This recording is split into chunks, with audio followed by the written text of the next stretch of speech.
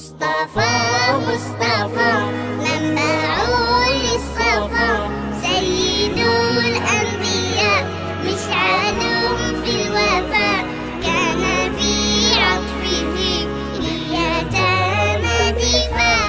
مصطفى مصطفى منبع للصفا، سيد الأنبياء مشعل في الوفاء، كان في عطفه لليتامى دفاع.